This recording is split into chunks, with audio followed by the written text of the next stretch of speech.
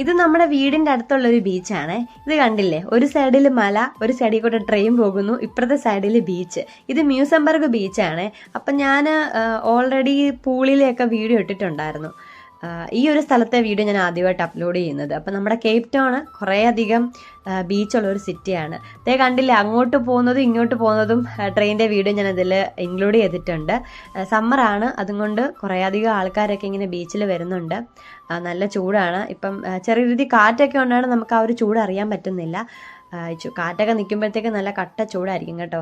നടക്കാൻ വേണ്ടി വന്നതാണ്. പിന്നെ ഡാനിന് വെള്ളം കണ്ടപ്പോഴത്തേക്ക് അവന് വെള്ളത്തിൽ കളിക്കണമെന്നും പറഞ്ഞ് ഇറങ്ങിയിട്ടുണ്ട്.